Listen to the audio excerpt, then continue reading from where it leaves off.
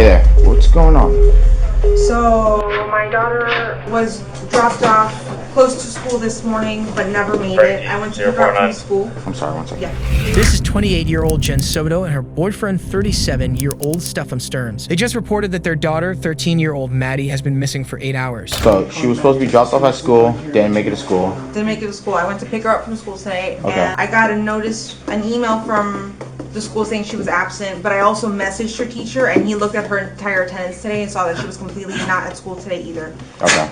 So she never made it. It's been 12 hours since they last saw her, and their worst fears are starting to set in. Determined to bring Maddie home, investigators launched a relentless search, following every lead and piecing together a timeline of her last known whereabouts. Hey guys, so we're just gonna try to see if we can pull one more clothing for collecting the clothes, okay? That's okay with you guys? Yeah. We're gonna pull one more and then we're gonna have the dog sniff it out again and see if we can get another track going. Yeah. But what begins as a desperate search for answers quickly unravels into a twisted web of deception and shocking truths. As the pieces come together, investigators realize that the person responsible for Maddie's disappearance is far closer to home than anyone could have ever imagined. Well, I can confidently tell you she did not go to school with her backpack.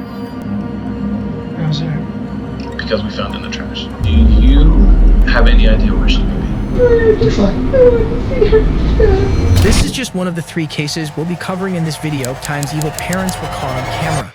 It all started on the afternoon of February 27th, 2024. Maddie had just celebrated her 13th birthday just a few days before. But instead of enjoying her first experiences as a teenager, a worried relative would be calling police and making missing posters in Maddie's name. 911, what's the location of your emergency? And do you need police, fire, or medical? Police possibly. I'm reporting a missing child. Okay, and the child that you're trying to report missing, are you calling on behalf of the parent? Yes, on behalf of the mother. Soon after 911 call, an officer meets Maddie's mother, Jen, and her longtime boyfriend, Stephan Sterns, at a family member's nearby business to get more information about the case, including exactly where and when Maddie was last seen. But after hearing their statements, officers would find out there was more to the story than was being told to them. And as the investigation continued, they find a perpetrator with truly evil intentions. Okay.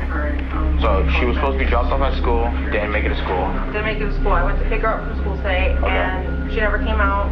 They announced it over the speaker, and I'm just like, maybe she walked here, because sometimes she'll walk here to this office. I came here, nothing. I went back to the school, they were closed. I got an email from the school saying she was absent, but I also messaged her teacher, and he looked at her entire attendance today and saw that she was completely not at school today either. Okay. So she never made it. Okay, what's her name? Madeline. Madeline. Madeline. Last name? Soto. S-O-T-O. S-O-T-O? Yeah. Date of birth? February 22nd, 2011. February 27, 2000? 22nd. Oh, sorry, 22nd. 2011. 2011. Just had her 13th birthday. So she doesn't go to this lady's car. So she didn't want to be dropped off at school. She wanted to be dropped off like half a block away so she can walk.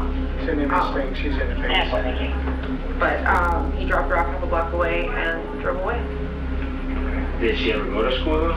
No, we called school. She was walking in that direction. She was rifling through her backpack, just looking for something. I thought maybe she was just looking for headphones before she caught her walking on. Yeah.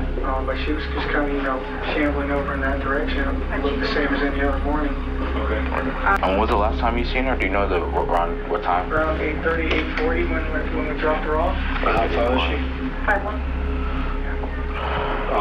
Weight? 110 pounds. 110, 112. Hair color? Blonde. Blonde, like that. Dirty blonde. Like a dirty blonde? Yeah. Okay, eye color? Blue. Does she have any markings on her, like any scars or anything like that? There's a distinctive beauty mark on her face here. On her face? On the face, like below the nose or near the nose? Yeah, like right in that area there. It's very distinctive. You'd know it if you saw it. Big. Any other scars or anything like that? We should know. Scars? No. Tattoo? Tattoos? No. You'd be surprised. According to Stephan, he dropped Maddie off at school that morning and claimed that she walked in the direction of the school just like she always did. Jen later told the police that because Maddie was embarrassed to be seen in Stephan's parents' car, she asked to be dropped off at a church half a block away instead. But the missing persons investigation was just getting underway, and after speaking with Jen and Stephan, in order to find more clues, police thought it'd be best to turn to the public for help. We don't know if she was taken. We don't know if she stepped away. She left her phone at the house. So that's why we're putting all this effort into. That's why we're doing this press conference, to hope someone from the public may have saw something. It might not have seemed like a big deal at the time, but now knowing what Madeline looks like, maybe it's some information that could help us find her whereabouts. On February 28th, police conducted a massive search to try to find Maddie. Deputies searched for last known whereabouts and areas where she was seen. They chased down leads and followed tips, but the search ultimately came up empty. However, in the days that followed, investigators would come across evidence that would be extremely vital to the case. Additionally, they'd obtain a warrant for the condo that Jen and Maddie lived in. So while the couple's condo and Stephan's phone were being searched, they checked into a hotel along with Stephan's father, Chris. But little do they know, as the officers are going through the evidence, Stephan's would become more and more suspicious. At the hotel, Stephan was reportedly panicked because he wanted his cell phone back from the police, to make his behavior even more strange. At 4:42 a.m., Stephan suspiciously snuck out of the hotel room and drove Jen's Nissan Sentra 2 hours to the town of North Port, where his parents' home is located. His mother was home at the time, but she never came in contact with him during his unknown visit. And when Stephan eventually makes his way back to the hotel, he tells his dad that he went out for a drive and had gotten lost. But it's a story even his father simply can't believe. And based on what his family later told police, it seemed like Stephan had spent a lifetime lying to get his way out of trouble. What stopped him from getting in the house? He didn't have a garage door opener. He spent a lifetime lying to us. Okay. And it's just never gotten better. And he fed me some the other day. And before I left the house the other night, I turned to my wife and I said, "Do we really know Stephan? Can we honestly say we really know?" As investigators dig deeper into Stephan's cell phone, they find shocking images and videos that Stephan tried to hide by accidentally doing a factory reset on his phone twice over the course of a 24-hour period. According to police, Stephan had traveled to North Port attempting to connect to his parents' Wi-Fi in a doomed effort to delete the incriminating evidence from his phone. But despite Stephan's attempt to hide evidence, detectives were still able to access the disturbing images because they were uploaded to the cloud. On his phone, photos and videos of him sexually assaulting Maddie were found going back years. So officers were quick to arrest Stephan for battery and for possessing child pornography. During our forensic investigation, we uncovered disturbing evidence, graphic images, and videos depicting crimes being committed. It was during this examination that we learned we needed to act swiftly to remove the suspect, Stephan Sterns, from our streets. Detectives still have no trace of Maddie, but with Stephan a clear and present danger to society, police want him off the streets. So he's picked up by police and put into an interrogation room, where he's asked to recount the night before Maddie's disappearance. At this moment, Stephan doesn't know the kind of trouble that he's in. And when he tells police things that are far from the truth, things only get worse for him. All right, so when you got to Kissimmee and you got to the apartment, what happened?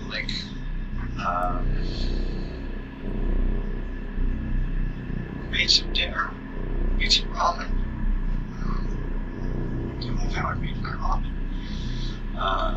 Then we started watching Sister Act, but it was time for her to start getting ready. Basically, just as we were starting Sister Act. Okay. It's just about bedtime. What time is bedtime? Usually 10:30, 11ish. Okay. It's a spectrum, not a set time. What are the sleeping arrangements? He sleeps in. Okay. Did she sleep in her bed Sunday night? No. I was just back. I'd been away for a couple months. We in the same bed together, so we get some serious sleep. So she said no to that and suggested that the guest room upstairs had a big enough bed. So snuggle and cuddle time that would suffice and Jim would get to sleep in peace. Okay. So you say snuggle time. What does that mean? I like to be alone. She is extremely dependent. She does not like to be alone at all. She needs human presence around her. Gotcha. Stephan recounts the unconventional family's sleeping arrangements, which involved Maddie sleeping in the bed with him in an upstairs bedroom the very night before her mysterious disappearance. Stephan told police that the arrangement was common because Maddie always needed human contact to go to sleep. In fact, Jen had supported that claim when she spoke to police. So you last saw her Sunday night about what time? I would say 11 p.m. before she went to bed. And you were here at home? Gotcha. And where did she go to bed? Was she in her room, your room, or something else? She actually slept upstairs with, we have a guest bedroom. We were all going to sleep together in the same bed, but I needed some good sleep. And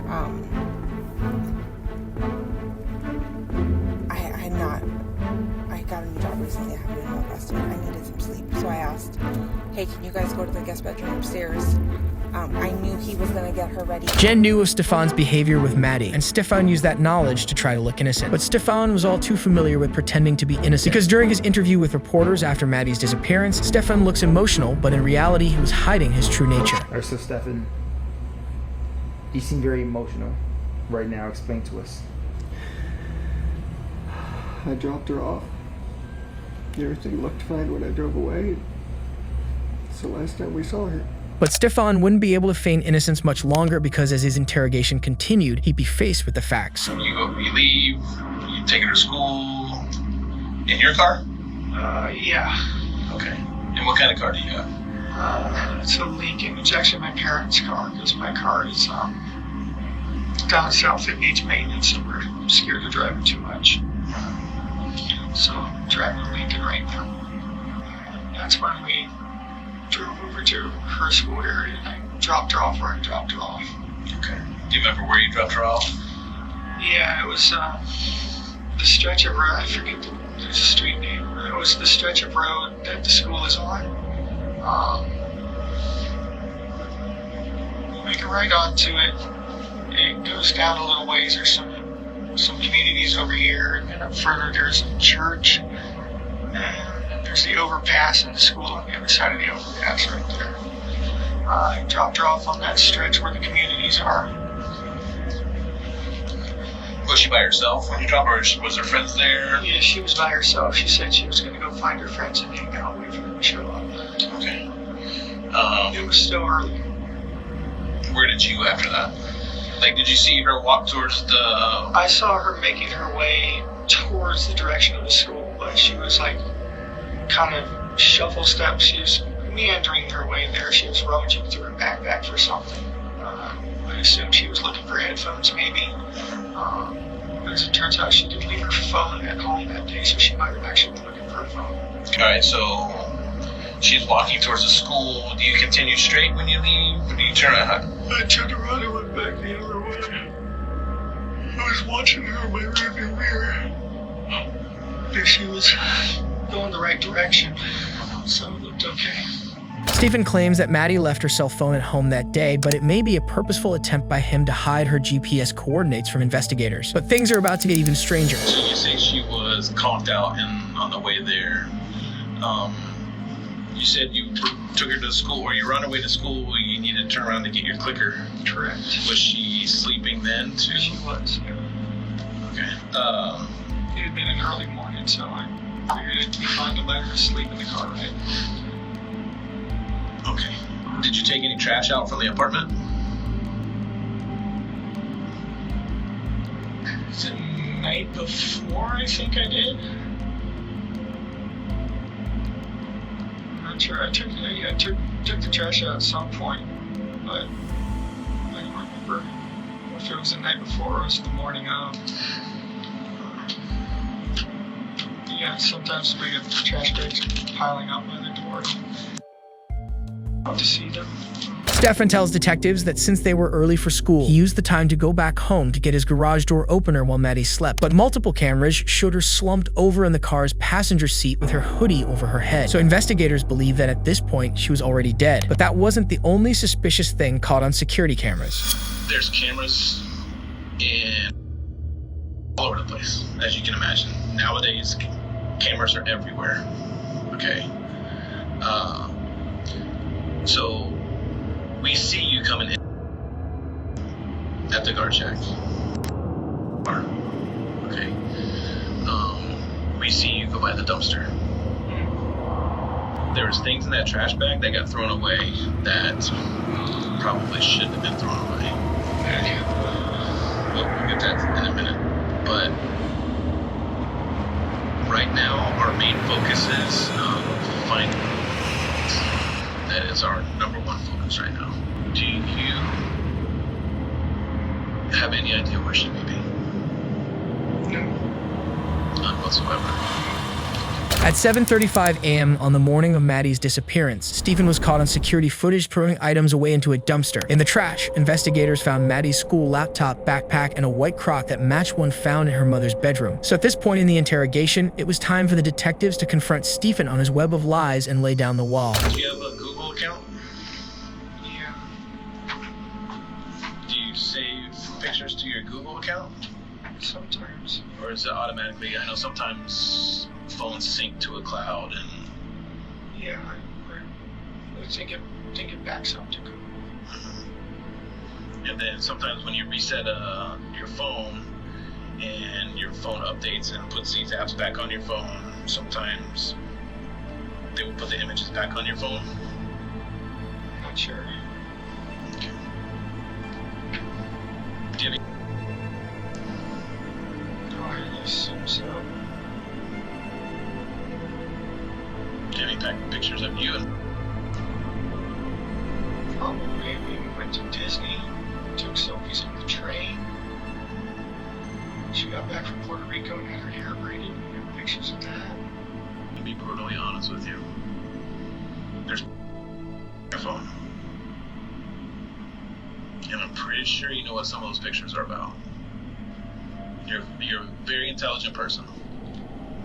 And I don't want you to discredit yourself by saying you don't know about all the pictures that are on your phone. You understand what I'm saying?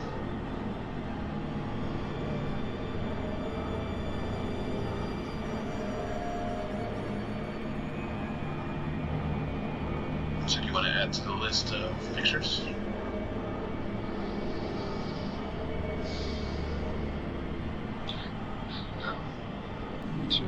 Should I be talking with a lawyer right now?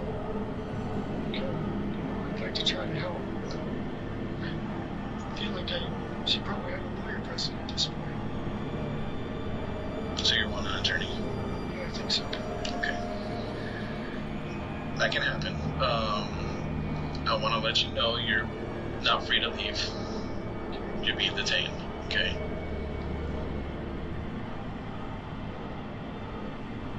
Do you want to know what you're being detained for? Capital sexual battery and possession of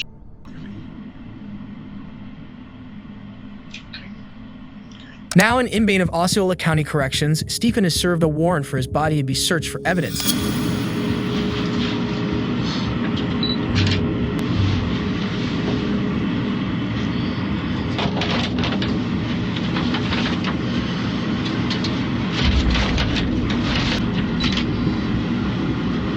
He's given a DNA swab before being strip searched, photographed, and carted off to jail. Where was Maddie last seen? Why aren't you helping her mother and her family? This is a little girl.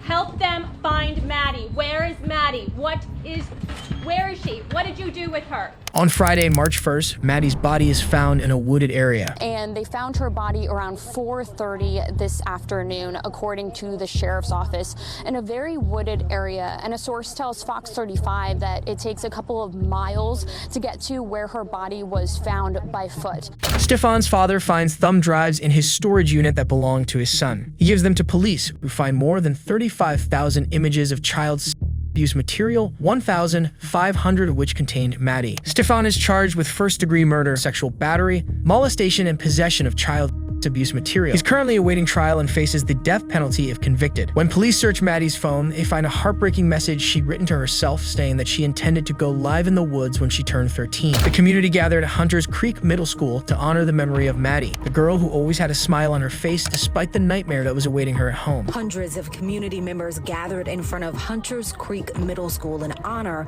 of 13-year-old Maddie Soto. While the horrific case of Maddie Soto is terrifyingly tragic, the disturbing story of 8-year-old 33-year-old Martonio Welder that you're about to see is pure nightmare fuel. It's Friday, June 28th, 2024, and 32-year-old mother Lashanda Wilder places a frantic call to 911 dispatch in Columbus, Ohio. Please, can I get a school to hear my 8-year-old son run away last night? We all went to bed at like 9:30, 10 o'clock. My back door was wide open. Her 8-year-old son Martonio is missing. She has absolutely no idea where he could be. So what's going on? Okay, has he run away before? Okay, have you checked the residence thoroughly? This thing is going to be 8 years old, male black, dark skin male black, with a fade, black hair, brown eyes. He's short, about 75 pounds break. He was last seen about 9:30, 10 o'clock last night when they went to bed. Mom got up about 11:48, noticed that the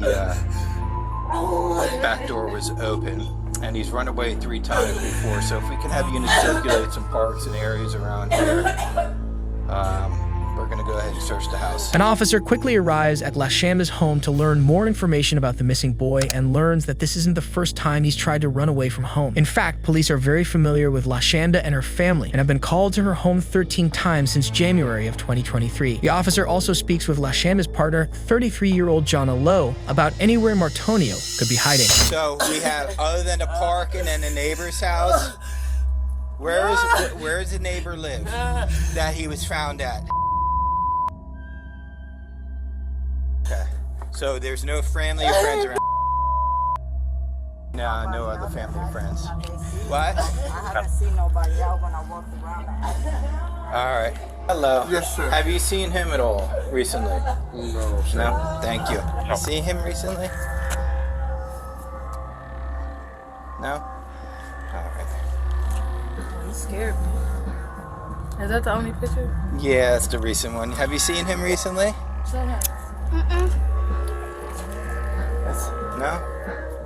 Alright. As multiple units scour the area, the responding officer goes door to door to ask residents if they see Martonio. He shows them a photo, but no one seems to know anything about the troubled boy. An Amber Alert is issued for Martonio later that night, and multiple K-9 units are deployed to search the neighborhood. But instead of staying close by, Lashanda and Johnna leave the area with Lashanda's other 2 children without telling police where they're going. This prompts officers to issue 2 more Amber Alerts and gives them probable cause to seek a search warrant for the house, where they make a truly gruesome discovery. Martonio's cold and lifeless body was found stuffed in trash bags in the attic. The autopsy report states he died due to compression of the neck. He also had signs of blunt force trauma, including multiple bruises and cuts on his face, head, and neck, and bleeding on the brain. Martonio was also seriously malnourished and dehydrated, weighing in at only 35 pounds. Lashanda turns herself in the next day. Johnna contacts police soon after and agrees to surrender at a family member's home. She's arrested without incident, but when her relatives begin threatening police, the situation quickly escalates. Johnna later confessed to police that she and Lashanda came up with the story of Martonio running away as a cover story for the murder. Prosecutors allege the women locked Martonio in a closet to keep him from eating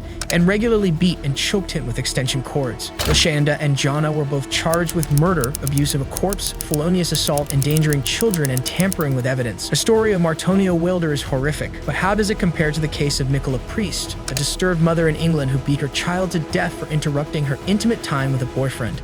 It's the early evening of August 8th, 2020 in Solihull, England, a town 10 miles southeast of Birmingham, and 23-year-old mother Nicola Priest leaves her apartment with her 3-year-old girl, Kaylee Jade. Nicola checks herself out in the elevator's reflection, paying absolutely zero attention to her little girl. Kaylee Jade looks up at her mother with adoring eyes, yet is treated like she doesn't even exist. The mother and daughter head to a local park, where Kaylee Jade is allowed to play for an hour before being taken home. Considering the multiple undiagnosed and unhealed fractures the little girl is suffering, it's a wonder that she can even play at all. She suffered multiple injuries during her short life, including broken ribs, lower leg fractures, and a broken sternum, all at the hands of her own mother Nicola and her boyfriend, 21-year-old Callum Redfern.